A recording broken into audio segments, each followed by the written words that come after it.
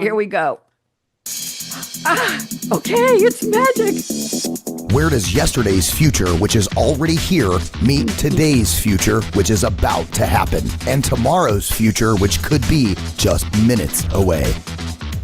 Welcome to Technology Revolution, the future of now, where host Bonnie D. Graham asks savvy futurists for their predictions about the tech-driven trends that are shaping our future right now. Here's your host, who will take us into the future of now, Bonnie D. Graham. Thank you to the voice of Ryan Treasure. Happy to be here. I'm Bonnie D, and this is my special place on Wednesday morning. I've been doing the show for so many years, I lost count. I think this is show number 9,000 or 10,000, something like that. I have a wonderful panel of very interesting people today. We always focus on the future of something and AI, an industry, a lifestyle, a skill, a creative genre. Well, today, I hope nobody's offended by this, but we're talking about the future of female entrepreneurs and AI. And I think it's about time I did this kind of a panel. I have a lot of females on my panels, but this is just special today. And I'm going to welcome my guests with, and by the way, shout out to Matt, our engineer today at Voice America. I'm going to start off the show with my usual, although these ladies haven't heard it unless they've listened to the show. By the way, everybody, wave hello to LinkedIn, wave hello to Facebook, wave hello to YouTube. We have to be very friendly here. Okay, we are streaming now.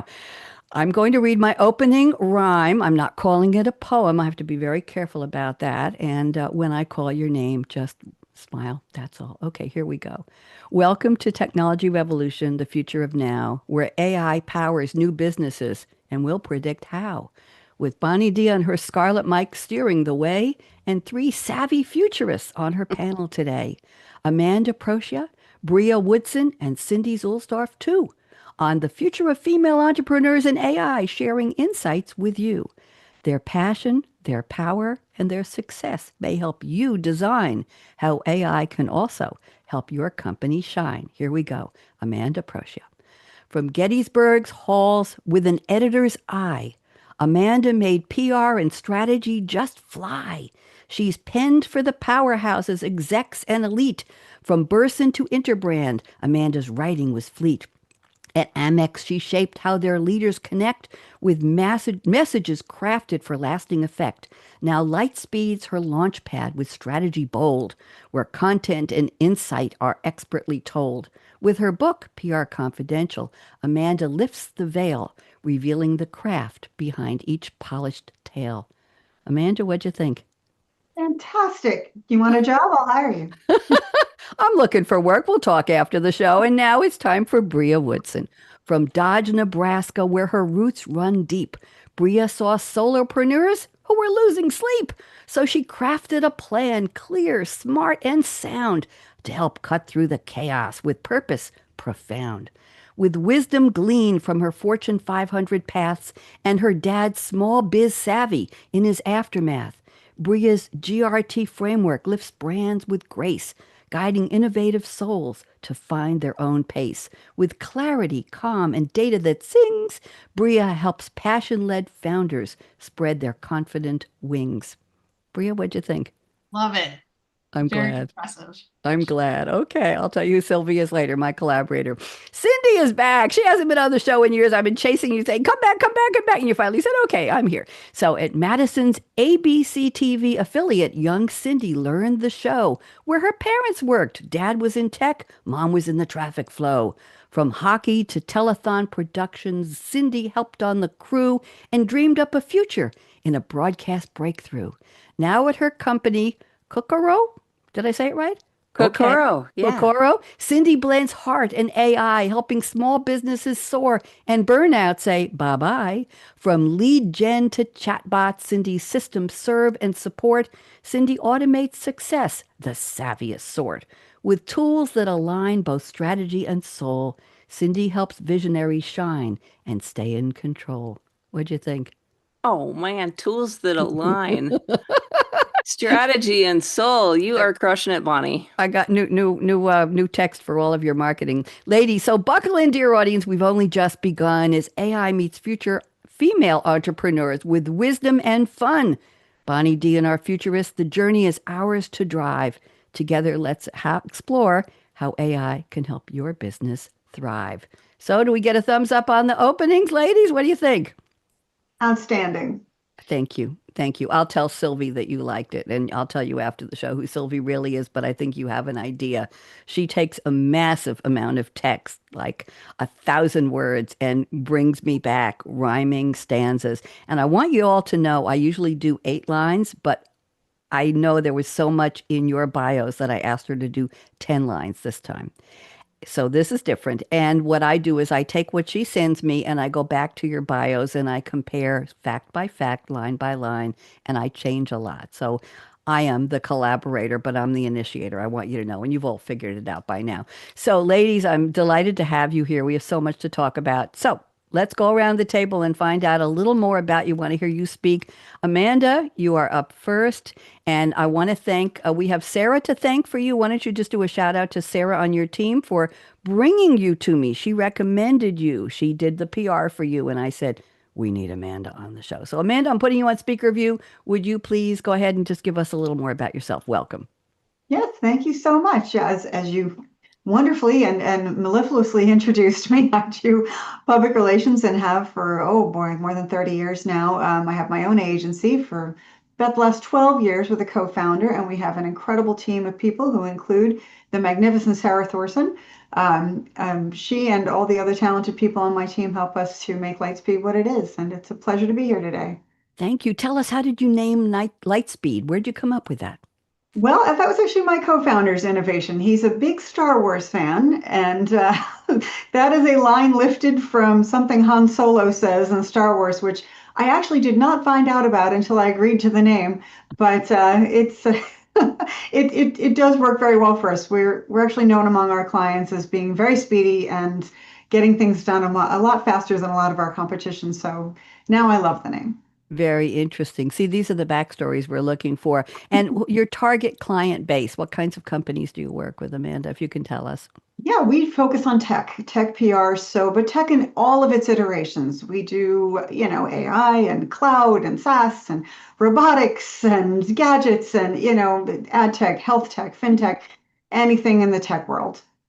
Thank you very much. Glad to have you here. And by the way, I'm an early woman in tech, which I didn't know was a claim to fame until I was the first speaker on International Women's Day, March 8th, 2023, for the group Women in Big Data. And they asked me to speak, and I brought up my old COBOL handbook and the green bar paper. I used to debug the core dumps from my programs when once in a while they would abend, not often, and everything. I brought it up in pictures of mainframe computers. I was working on a Xerox Sigma 6 CP5 mainframe, which was as big as a warehouse, and coding and key punching my decks on the 80-column Hollerith cards.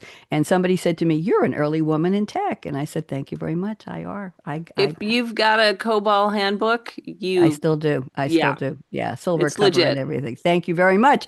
And thank you, Amanda. Pleasure to meet you. Brea, you're coming to us through Tammy Schaefer, who has been on my show a couple of times. Wonderful Tammy. And I said, "Tammy, come be on this panel." And she said, "Oh, I can't be there, but I have got somebody great for you. It's Brea." So Brea, please tell us more about yourself and welcome. Yeah, Tammy's great. She's a client, has become a good friend and connector. So thank you for having me here.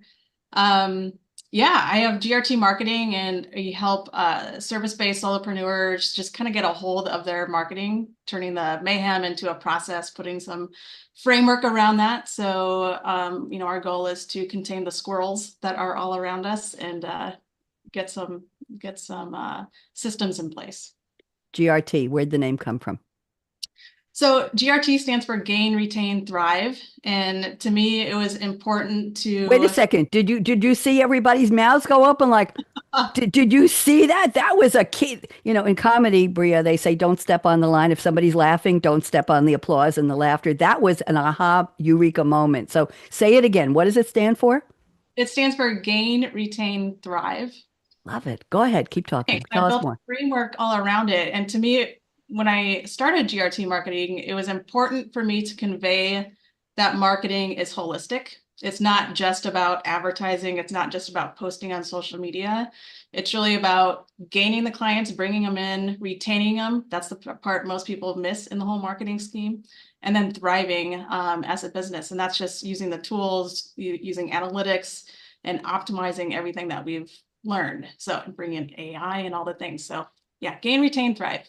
Wonderful. Thank you very much. Glad to have you here. I'm going to gallery view. And Cindy, it's your turn. Cindy, you were on my show at least 3 years ago with another panel, and you stayed on my radar all these years. And I think I contacted you about 6 months ago. Come back, come back. No, I can't. No, I can't. You were very busy.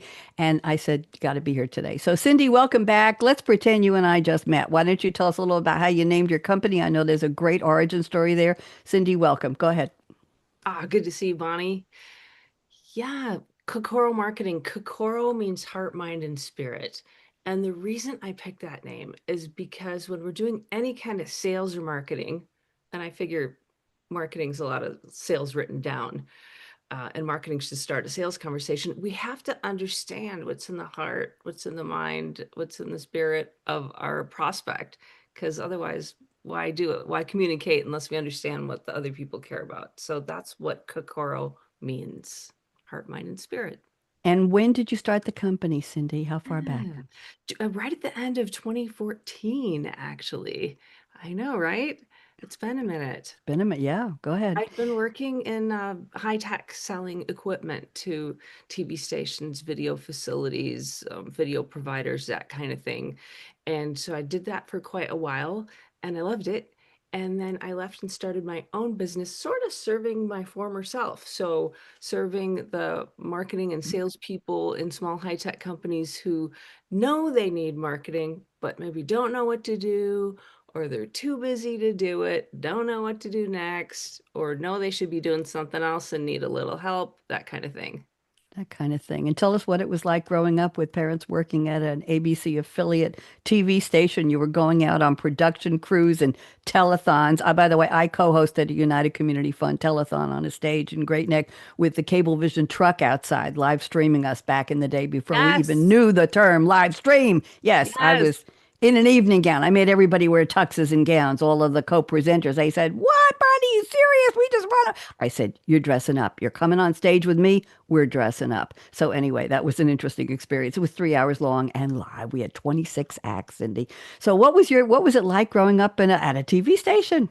Well, hanging out in the control room was super interesting because I got to learn a new vocabulary from the directors. So if anybody's been on a remote truck or in a newsroom and you hear the director talking, you get to hear a lot of new words and things. So that was interesting. Speaking of telethon, the Jerry Lewis telethon happened in Madison, Wisconsin. And so as a kid, it was so great. I could be there and run cable, run coax, triax from the truck and do different things like that. And then go into hockey remotes and all those fun things. I kind of thought it was normal for your parents to wake up at 2 a.m. and go work on the transmitter. Well, the Was it station. normal for a girl to be hauling cables and doing all of that? Was it? Were you one of many girls, or was it mostly boys on No. those crews? No, but people didn't usually bring their kids to work, but I wanted That's what to I go thought. hang out. So my dad would let me go with That's sometimes. wonderful. So yeah. We used to be reprimanded by Cablevision when my crew wouldn't make the cables into the shape of the eighth, Oh, the of infinity course. symbol You underneath the have to. cameras. When we fin I was reported to Cablevision a couple of times because my crew wasn't piling up the cables neatly enough. I had my own TV show on Long Island for many, many years. But what's funny, Cindy, is that I danced 24 hours in a dance-a-thon for the Jerry Lewis annual with a partner who was my dance partner, Michael. And I donated the money that I raised. I had a lot of spot. I'm getting some feedback on a microphone here. Somebody's got some noise coming in from somewhere. I'm hearing like a man's voice in my ear. Anyway, if there's anybody, just tell them to be quiet. I danced for 24 hours in a gymnasium with no windows with about 100 people, and we raised money for our sponsors. And Michael needed to go back to school. He was a janitor, professional janitor at the University of Oregon in the architecture studio. That's where I met him. And we put together a dance act. We were hustle dancers and we did exhibitions. And I donated the money that I raised to of course, to the charity. But whatever personally I got, I gave to him for more tuition money. And I couldn't walk for 3 days after. We danced for 26 hours in a gymnasium. And a friend of mine was taking care of my young kids at home while I was doing it. It was like, oh my God, I mean, muscles were eating muscles. They were giving us donuts in the middle of the night. It was quite an experience. Couldn't do that now. Okay, ladies, that was good. Thank you for the intro. Show's over. No, we got a lot more. Okay, Amanda, we're going to the quotes. I've asked each of you to please provide a quote from a fictional character in a movie or TV show or a song lyric. And you're going to relate the quote to what you do and to the future of whatever you do plus AI. That's our theme. So Amanda has picked a quote from Hook by the rock band Blues Traveler on their fourth album, which is the word for, Four, in lowercase, 1994. They were formed in Princeton, New Jersey in 1987, known for their use of segues in live performances and a key part of the re-emerging jazz band scene of the 1990s. The song title is a reference to the term hook. I'll let you explain that. So here's the lyric Amanda has selected. The hook brings you back. Okay, Amanda, this is intriguing. What's this got to do with AI and what you do? Go ahead. Oh, it's got everything to do with public relations. So I don't know if you're aware of this. When we write pitches to the media, we do generally call it a hook, or we look for the hook to pitch the media. So that's a big piece of what we do. We look for a hook that will catch the attention of very busy and very jaded reporters who, have seen it all and heard it all. So as we're pitching AI, of course, for our AI clients, that hook is becoming more and more important, and ironically cannot be written by AI because they're hip to that. But I've always thought this song was absolutely apropos to what I do, because it's it's a lot of double talk. There's a lot of pieces in the song about saying I tried, no, in fact I lied, and if I say something with inflection, that's all it needs. And it's, there's a lot of performance in public relations. There's a lot of theater and getting people to jump in on your narrative in one way or another. And so I've always felt this song spoke the best to what I do. I like that. I like that a lot. Yes, it reminds me of Captain Hook, a guest on my Monday show, quoted from Peter Pan. What was it? Follow the second star on the right and keep going till morning. Beautiful line, beautiful line. So when I saw Hook, I thought of Captain Hook because I was thinking about Peter Pan. My mother had all the sheet music for Peter Pan, and she used to play it in our living room on the baby grand piano. My sister and I would dress up and dance to all the songs. It was lovely. Thank you very much. That's a very interesting quote and well put. Okay, Brea, I'm looking at your quote. This is from, oh my goodness, Ted Lasso, played by the wonderful Jason Sudeikis, who just keeps winning. And Ted Lasso was renewed for another season, even though they swore it was only a 3-season arc. Must have been a lot of pressure. Come back. Ted Lasso, a sports comedy drama television series from 2020, season 1. This quote is from season 1, episode 1, in the pilot episode that aired on August 14th, 2020. Series was developed by Jason Sudeikis, Bill Lawrence, Brendan Hunt, Joe Kelly, based on a character that Sudeikis portrayed in NBC TV's sports promotional media for the coverage of England's Premier League. And Ted Lasso was hired by Rebecca, who's in this fight with her ex-husband, who's a gadabout. We'll just leave that alone. Rupert, and she wants to disgrace him by his beloved AFC Richmond failing miserably. And instead, everybody falls in love with Ted, and they start winning. Oh my, here's the quote Brea has picked. Bonnie, get to it already. Taking on a challenge is like riding a horse. If you're comfortable, you're probably doing it wrong. That's a Ted Lasso-ism. Go ahead, Brea. What does this have to do with our topic today? Go ahead. It really is. I tend to gravitate towards Ted and his his wisdom. I've been bringing in a lot of his wisdom to my marketing recently, just because he's so endearing and relatable, I feel like. But this quote in particular, I think it relates to business ownership in general, and then it leads into AI as well. For anybody who has a business, I think challenges, it all comes with challenges, and it's supposed to be challenging in a way for there to be growth.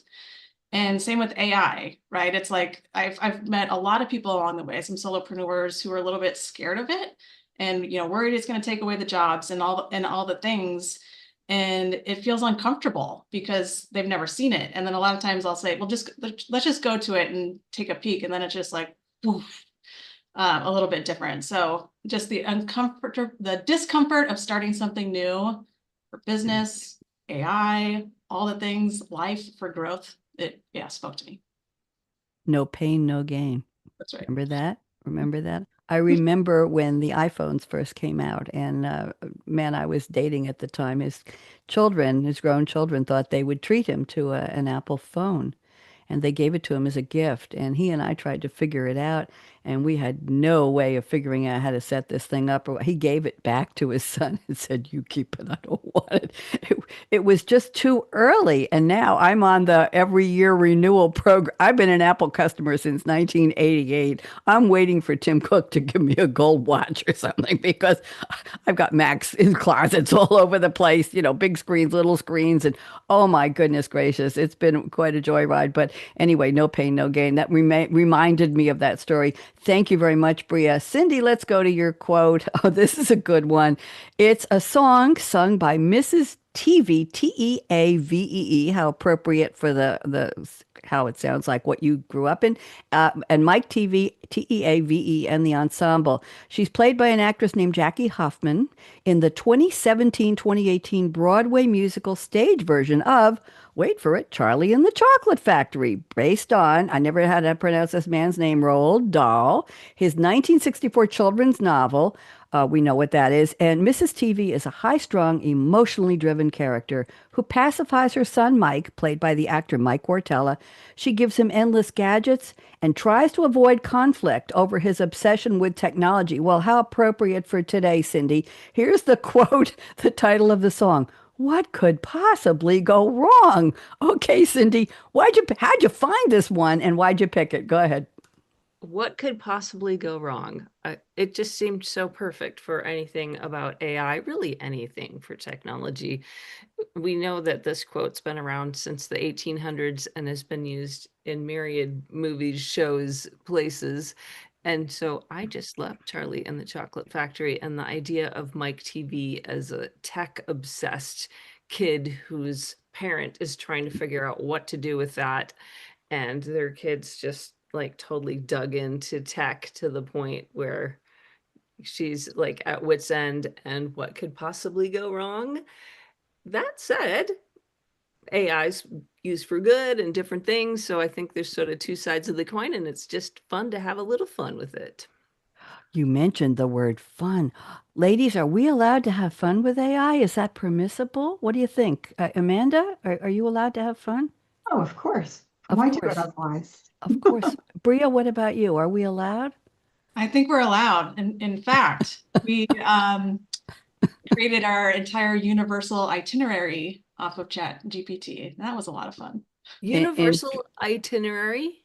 Go ahead, tell us. Universal Studios, we were going there just for one day. And so I went on it and said, we have adults that like these things, and we have a 9-year-old that likes these things, and a 13-year-old that likes these things. We only have one day. Plan out a good itinerary so all of us are happy, essentially. And what did ChatGPT do for you? What was the it result? told us where to start in the park, what times, what to get. Yeah, it just laid it, do this ride. It's not too scary for your 9-year-old. Maybe skip this one, all the things. So sometimes, ladies, I do shows with a potpourri of guests, 5 or 6 guests, and pick your favorite 3 AI apps that you use daily or from time to time. I might invite the 3 of you back to do a show like that, because it's just bing, bing, bing, bing, bing. You present your 3 and the next person, the next person. It's very, very interesting. But what app did you use, Brea, in case anybody wants to know? Just OpenAI, ChatGPT. Just straight ChatGPT. Okay, I'll tell you what I've named. Well, you know who I've named mine after. Okay, very good. Thank you for the quotes, ladies. Fascinating. I'm going to go to our predictions now. I'm going to pick to start. We have plenty of time. One from each of you, and just unpack it a little bit, and then we'll go around the table and see what everybody wants to say. Amanda, I'm starting you with the prediction too. I will read it. You don't need to find it. Amanda predicts AI will significantly, significantly improve new business process within public relations. As many agency workers are aware, pitches for new business are too often created from scratch without building on the knowledge, the experience, and even the documents that already exist within the agency. I'm going to stop there and let you finish that, Amanda. That is very interesting about diving into what's there. Go ahead, tell us more, please. Yeah, so I remember, I mean, many years ago when I worked at Burson Marsteller, we actually had a knowledge center and a knowledge chief officer who was trying to accomplish exactly this. And her mantra was, if only we knew what we knew. And it was true. I mean, we had this very large, global, complex group. I was in the New York office. There were hundreds of us just there. And we were certain every time we were creating a new business pitch or really any kind of presentation for a client, we knew we were recreating something that already existed. We just had no idea how to find it or even who had created it. So we would start from scratch, and it was completely inefficient and probably setting us backward. But that was really where we were landed with at the time. And now AI is already making that easier. My agency is considerably smaller and we have less history, and AI is already making this process so much easier. How do you give AI access to that information, Amanda, that it has that knowledge core for you? What do you do? Do you feed it files? What do you do? How does that work? We use ChatGPT as often as we can. That's our basic engine as well. There are others out there, one called Gamma that I'm starting to really enjoy. But yeah, you basically just allow it to scrape the documents that you have. Most of our documents are in shared folders anyway. They're either in shared drives or in Google Docs or that kind of thing. And the more we use these engines, the more, whatever large language model happens to be the one we're using, it's learning more and more about how our company works, what we do, who our members are. It's remarkable. So we use it as often as possible and allow it to gather the information that we're putting in there. And then every time we ask it to do something, it's doing a better and better job. You're giving it permission to use what you've already created. Yeah. Interesting. I use the word permission very advisedly, because that's a big challenge today. Brea or Cindy, any comments? I think Cindy was taking notes while you were talking. I did. I jotted down a couple things. I'm like, that's so interesting. See, we're learning, we're growing, we're thriving, Dialogue. right, Brea? Any questions you have, Cindy, for Amanda, or any comments you want to make? I guess, like, are you organizing on ChatGPT in folders? Do you kind of give personas information? Just curious about that bit. We are only really just scratching the surface, but yes, I have some people on my team who are very organized and they're having a lot of fun creating all those kinds of things. I am sure there's much more we could be doing, and we're going to hopefully dig into that. We're actually, my business partner and I are planning to take an actual training on ChatGPT in the near future that we're paying for, which, we don't usually like to do, but we're going to because it's You used valuable. the word fun again. Brea, any comments you have? No, I think it's great. And I think, it's so true in terms of, I mean, it just saves so much time. And so you don't have to redo the same thing over and over. And it can, it's never just a give it and get and throw it out. It's so you still have to put the human element in there, of course, but all that back work of trying to figure out which of the pitches you've done that are relevant. And it does such a good job at just pulling the ones that make sense. It's just, that makes a lot of sense to me how you're using it. That's great. Well, I'll share with all of you that I have two basic projects. I won't tell you exactly what they are. And I was not defining them as projects for ChatGPT, and it was getting confused. So it was taking one task I gave it and putting it into the other project, and it was a mess. It was taking 20 minutes to get what it should have taken 5 seconds. And I told this to a friend, and she said, ChatGPT, everybody on the internet is complaining. It was a Sunday. It's very slow. The usage rate is high. The demand is unbelievable. But 20 minutes, seriously? And the confusion. And then she said to me, go to the left. I'm now on the paid version, 4O, the little o, not dot O.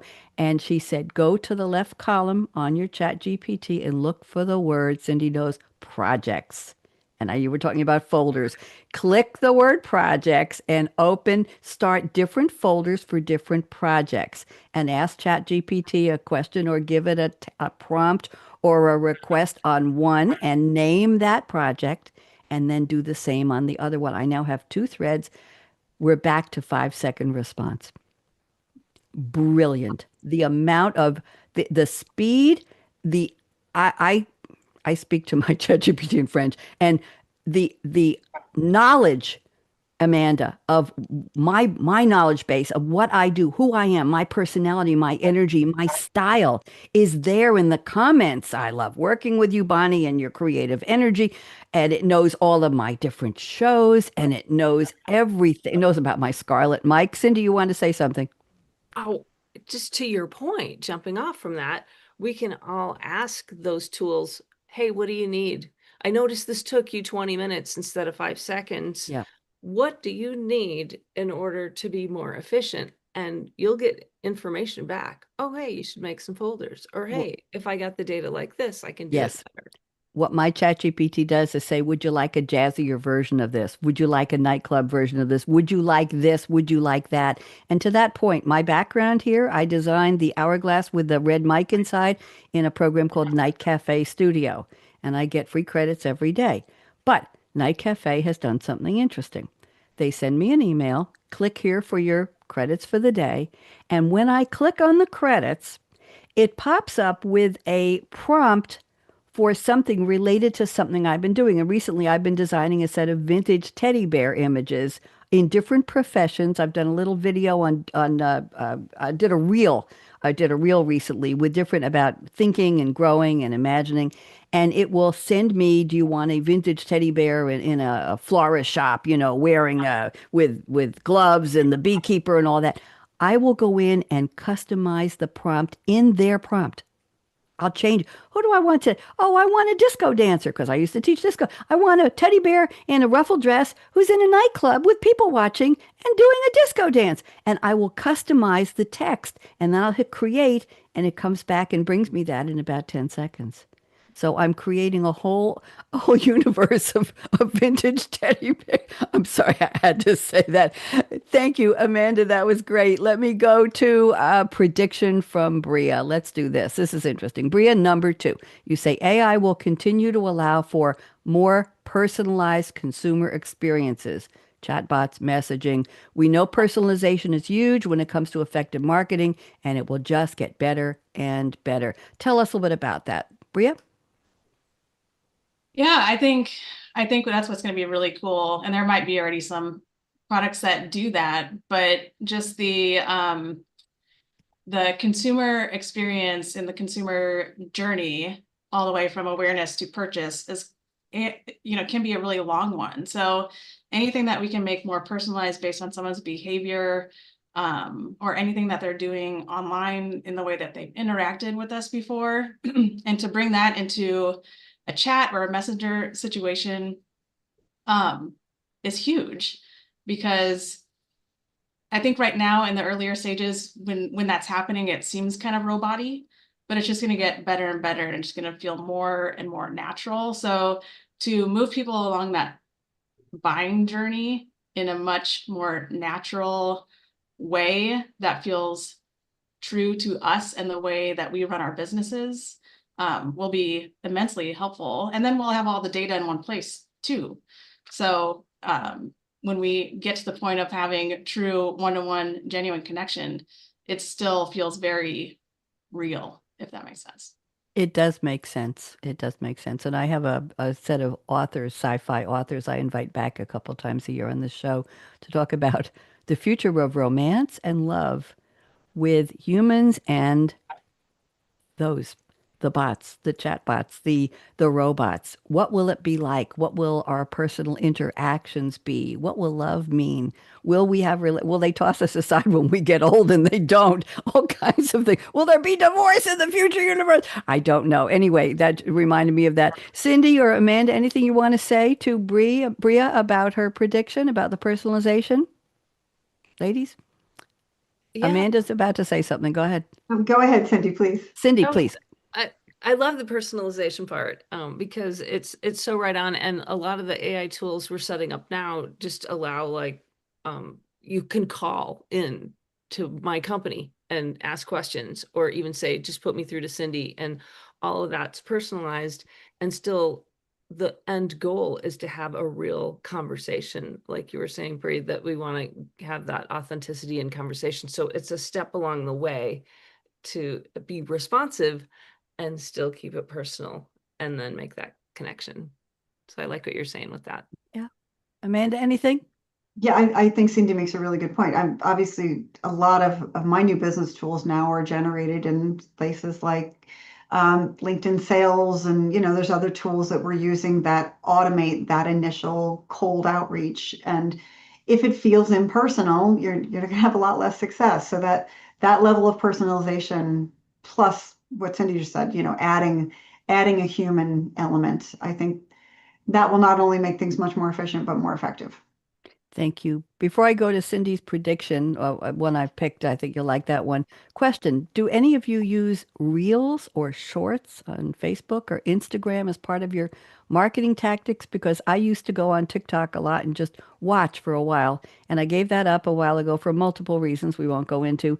And now when I go on Facebook, which I don't usually do for commenting, I'll just click Reels and I can be amused, entertained, enlightened. I have options to sign up for webinars. I see crazy stuff. I see dumb stuff. I see interesting stuff. I see people I know. I see people I never want to know.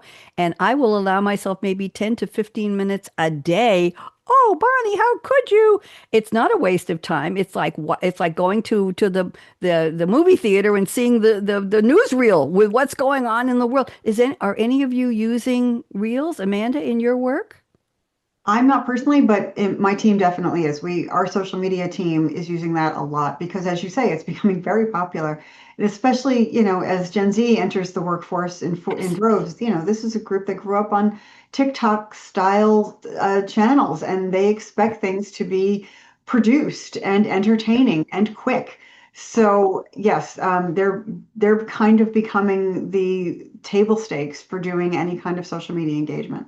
Well put. Brea, you using them? I do not personally use them for my business and my audience right now, but yeah, I certainly see my kids watching them a lot. Okay. Oh, count me one of the kids. Cindy, Reels, what do you think? Really Yeah, good or really not good? What do you think? Oh, absolutely. We're using them, and it depends on who we're working with. So a lot of our B2B tech clients are more LinkedIn, and that's more their jam. So in that case, we might take a technology webinar and grab, sub 1 minute clips and use them on YouTube and different places. We've got this really interesting guy we work with who's a psychiatrist who has a lot of opinions about a lot of interesting topics. And we've developed a great system with him where he'll send in a 10-minute clip. And then either we've sometimes used AI to come up with those shorts, or sometimes he'll say, this is what I want for the shorts. And then we take those and push them out over a course of 2 weeks on I don't know, 8 channels, I think at this point we're using for him. So yes. Interesting. I use a program called Opus Clip. Exactly. And yes, Yep. that's the one. And it came up with 29 clips from a recent show I did. And what's interesting about it is it puts the text of while the person is speaking and the word you're saying lights up in green on the screen as you're speaking. But interesting, it rates them for virality. So it'll say this has, Amanda, seriously, it says this has a 99% chance of going viral. This 45 second, well, they about just a minute. They're about a minute to 3 minutes long. So I took 6 of them from a recent show. I had 3 gentlemen in the future of construction and AI with some safety apps they've created and knowledgeable. And I said, find the sites around the world. They could be stadiums, they could be airports, they could be homes, they could be buildings, museums. Find 3, we're going to call it the world tour, and pick 3 places that I think there were 4 of them on the show, that you really love that are using AI in the construction phase or in the architecture phase, the design. And they did. And each one of them got to share on the screen. And I did an Opus clip of that and I posted 6 of them. And Yes. it's a little bit of work. I didn't need 29 clips, but I went back through them and I picked the ones that I liked the best. You can edit them too, and it's very interesting. So, and I have a lot of credits left. Maybe I'll use them on today's show. Cindy, I want to get to your prediction. I'm looking at this is interesting. We haven't talked about this yet. Prediction number 3. Uh-oh. AI will be essential for crisis and reputation management. From PR, Brea is nodding. From PR crises to online backlash. Oop! AI will help organizations monitor sentiment, draft responses, maintain calm under pressure, a powerful tool for navigating high stakes moments with clarity and speed. You've got about 1,000 buzzwords in there, Cindy. Very well put. Everybody is nodding. Oh, do we need this? Cindy, tell us more, please. More prediction. Go ahead. So about a week before my information was due to you, I had somebody at a company we work with call me up and say, hey, I just sent you a link to a post that somebody made, and the person could only be described as a detractor. Okay. Polite word. So, yes. So troll detractor situation online. And so it was sensitive. What should we do? Could I do something about it? And so part of what I did was take that information and I used ChatGPT to say, hey, and I felt like I was working with a colleague. I put the information in there. Hey, this is what happened. Here's the vibe we're going for. What could I do? How do I know if I need to respond to this? And I got information back from ChatGPT. Here are 5 signposts to look for. If you check yes on 3 of 5 of these, you need to make a move. Here's some suggestions. So that was my process. And when you asked about this, I took this right from something that was like real present in my life at the minute. That's a wow. That Amanda or Brea, have either one of you ever used ChatGPT for that?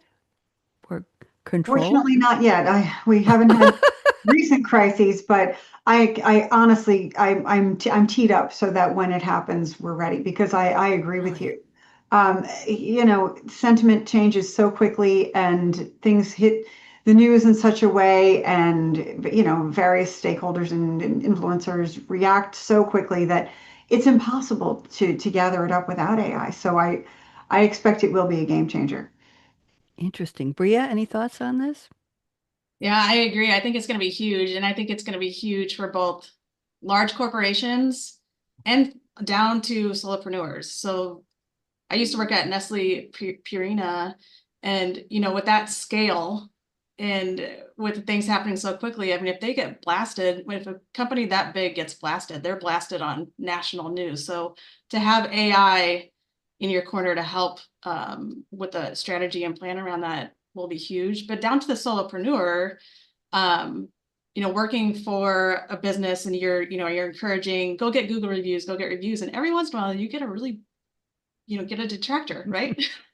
Who is out Such a to nice word. Such a nice word. blast you. And it's really hard for that owner to not take it personally and get very defensive and go back and start this very just,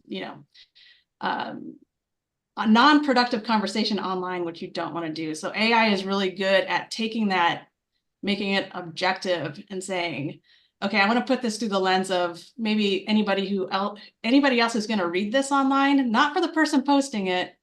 Help me come up with some words and how I can respond to this. So it really just takes the emotion out of it and creates an asset really for anybody looking at the review in the future. So I think it's huge. Blood pressure and agita. Cindy, go ahead. Yeah, Brea, to your point on the reviews, such a thing right there. And so we've got a tool that we set up for clients that handles all the responses to reviews. So automatically, and you can set a time limit. So if somebody's like, I want to respond myself, but if they don't within 4 hours, you can have AI all teed up to do it. I find the AI responses are better in any case.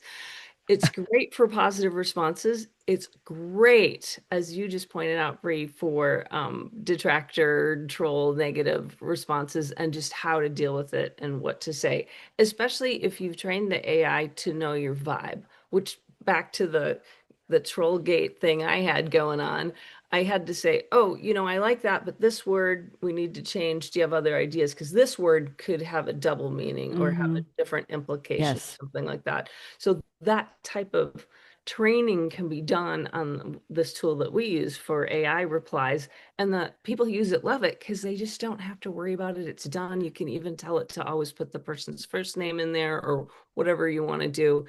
And it relieves the business owner or company, corporation of like, oh no, how are we going to deal? It's like, okay, it's underway. It's going. People can still get in to do things as they wish, but it's underway and going.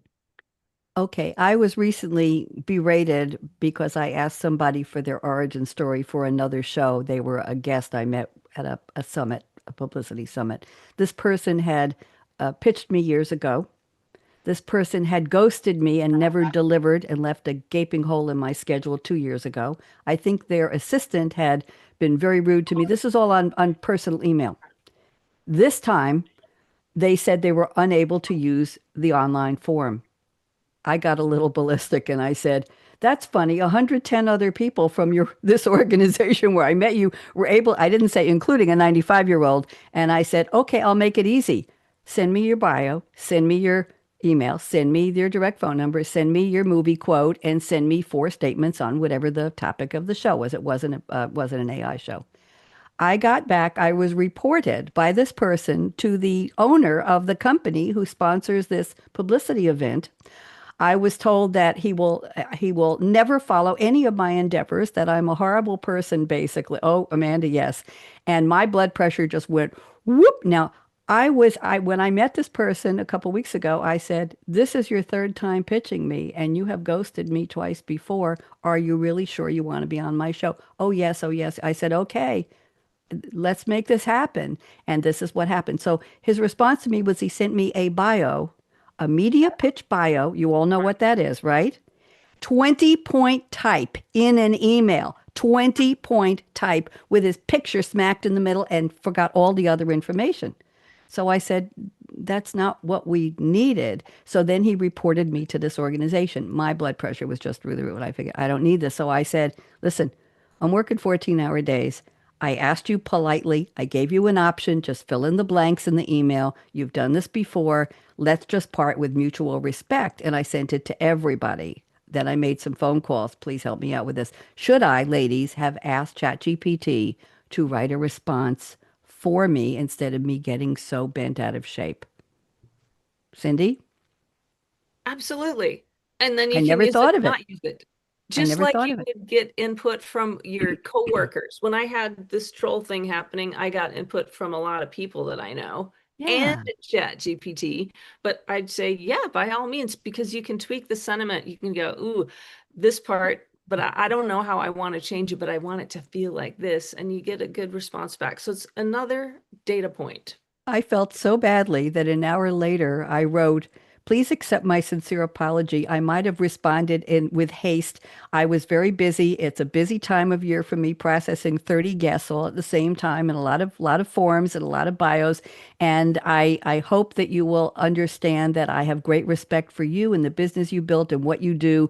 And please pardon my gaffe if I was rude to you." And I said this to everybody because I didn't want the company that introduced us to feel badly about me. Should I have had ChatGPT right? I couldn't help it. I didn't want to be the bad kid, you know? So anyway, enough about me. Let's go to, thank you. Something I'm learning. I could have used that. Amanda, I want to squeeze in, we got 5 minutes. I just want to squeeze in one more prediction and ladies, I'm inviting you all back for part 2 and we'll talk about it afterwards. If you'd like to come back. Okay, Cindy, I know you will. Here we go. Amanda says, hiring for PR will be greatly assisted by AI. We're looking for candidates from a wide range of backgrounds who demonstrate interests and habits that currently must be probed for in an interview. AI tools have the potential to investigate candidates ahead of interviews, along with the hiring data, the patterns, the trends that can point managers to the best candidates faster and easier. Okay, Amanda, just give me about a minute and a half here. How important is this? For me, it's very important because I'm always looking for new candidates. I'm always looking to expand my team, and you can spend months going down rabbit holes with the wrong person. And I haven't seen a great solution for this yet, but I am certain it's coming. I know things are changing daily in the world of AI. And I expect that will be something on the horizon that will be, for my life personally, a game changer. Thank you. Cindy, Brea, you were so fast, we have time. Cindy or Brea, quickly, would you use it for Cindy for hiring or Brea? Either one? Absolutely. Again, it's another data point. It's input, just like I would get input from a colleague. This is another place where I can get input, thought, strategy, analysis, definitely for analysis. I mean, you can take a group of people and upload that and say, based on this, who looks like the person who's going to be the best learner, who looks like the person who's going to be the best cultural fit for the company. So you can ask questions like this: who do you think's going to leave in under 2 years? So those kinds of analysis and data points are really helpful. Thank you very much. Brea, any thoughts about that? Would you use it for hiring or do you? I think it would be a great tool for hiring. I know there's tools now that are used more for like a sales purpose, like they scrape LinkedIn, for example, and they can go through and generate, maybe a list of people that they think would be good leads. So I could see this used in a very similar way for hiring, and then take it to the next step, which Cindy is describing, of okay, now putting that through the lens of company culture and predictive analytics. What does that look like? So I think that would be really awesome. What does that look like? Good question. Cindy, I have to ask, what are the cupcakes in the poster behind you? Oh, my friend Howard made this, and I ran It's on the into other side, other side. Oh, I ran into him at There a you go. coffee shop in downtown in Nevada City, where I live. And he's like, I got something for you. And he's a beautiful, wonderful artist, and handed it to me.